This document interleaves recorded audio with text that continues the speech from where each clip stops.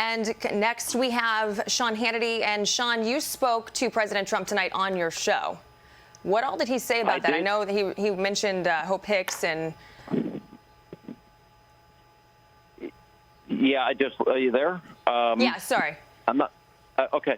Hey, Ashley. Look, yeah, he did mention that he and the First Lady had been in close contact with Hope. I know from my sources in the White House, Hope was actually very vigilant about wearing a mask, took it very seriously. It's the invisible enemy. I know that obviously it's the president, it's the First Lady. Our first thoughts and prayers are with them and their speedy recovery. Many, as we know, American families have had to go through this, and the invisible enemy, I think, pretty well defines what this is. The one thing the president did mention and touch on a little bit tonight was the fact that, we've come up with better therapeutics. We're closer than ever to we're in final stage testing, a number of companies in terms of a vaccine. And, when that happens, it might be as soon as late October, November. The president has talked a lot and at length about the advancement of therapeutics and the movement towards a vaccine, which would be in record time and warp speed. As the president said in the debate the other night, one person is too many people to die from it. But there are now, we know we have better means and ability to deal with this and take care of people that have it than we've ever had before. It's unfortunate, obviously, for him, his family, and everybody that works at the White House. I know there will probably be those that want to politicize something like this as quickly as possible, which is sad but predictable. But our hopes, our thoughts, our prayers, obviously, are with the First Lady and the President, that they have a speedy recovery, and whatever appropriate measures need to be taken by those that have been in close proximity to him and those that have been with him, I'm sure will be taken. And that includes Vice President Biden and any other people that he might have come into contact with at the debate on Tuesday night. And then, Sean, when you talked to him tonight, did he say anything about he or Melania and how they felt? Did he say he was feeling well and this was precautionary? He didn't say anything, but nor did he mention that he felt bad in any way. It was obviously precautionary. They do have, anytime I have interviewed the president at the White House, they have the Abbott 15-minute test. I've taken it numerous times. I myself, just being in Cleveland for the debate, the Cleveland Clinic tested everybody. It was not the Abbott test. It was the more extensive test. It goes up a lot higher into, I don't know if you want all the details, Ashley, but it goes pretty far up your nostril. I've had it a couple times. Your eyes begin to tear a little bit. It's only for about 10 seconds. It's not a big deal. And obviously mine came back negative. I've been tested 3 times in the last week, to be honest, for varying reasons. And, look, it's something that, I think we're on the back end of it, which is the good news. We've never broken down the sequence of a virus as quickly as we have COVID. We've never been in final stage human trials as quickly as we have been here. Companies from Moderna to Pfizer to AstraZeneca have all given us very positive hope. I believe the fact that these trials, final stage trials, started in late July and have not been stopped probably tell us that what they found in stage 2, which is that everybody got antibodies, that there were no deaths, that there were no real side effects or complications, is probably a good sign that that is what they are seeing in stage 3 testing.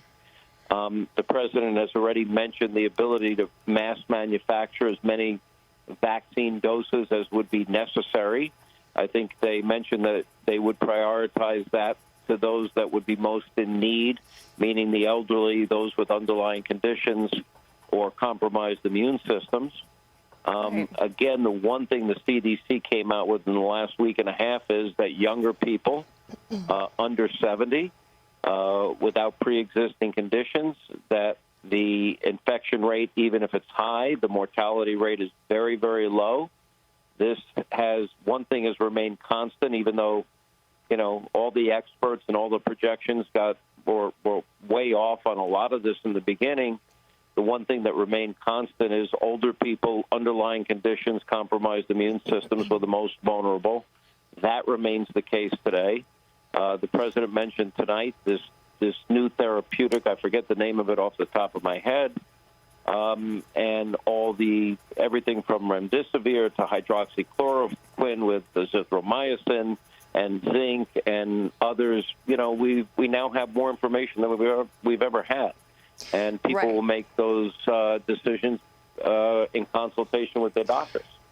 And then it's interesting that you said that Hope Hicks was very adamant about wearing a mask. We've seen several images of the president with a mask on. He even pulled a mask out of his suit jacket at the debate on Tuesday. So that's interesting to note because there's been this huge push to wear a mask to prevent getting the coronavirus. Now, Sean, in your opinion, how do you think this is actually going to affect President Trump's campaign trail, as well as former VP Joe Biden? Because, even though they're social distancing and they were distant, there had to have been some contact by someone at some point. Correct me if I'm wrong, but I just feel like that would be... From my understanding was when they did a walkthrough in Cleveland before the debate, they did it at separate times.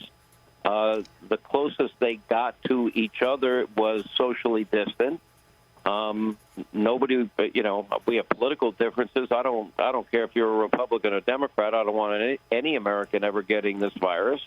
Again, one death would be one too many. It was a point in the debate about, for example, the travel ban. The president, even against the advice of some of his top medical experts, had implemented that travel ban from China 10 days after the first identified case of corona in America. Remember, that first case was January 21st of this year. The travel ban went into effect January 31st.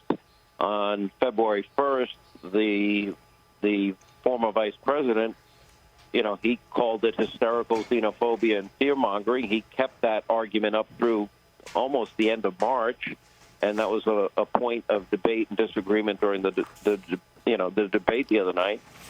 So I do believe that, look, we're 32 days now outside of a pivotal tipping point election, so everything is going to be viewed through the prism of politics. I would argue health of everybody comes first. The president is strong. He is healthy. He is fit. He takes no medications that have ever been made public that I'm aware of. I don't think he takes any. And I think that he's probably a good candidate with therapeutics to make a quick, speedy recovery, and we pray for that. We pray for hope. We pray for the First Lady.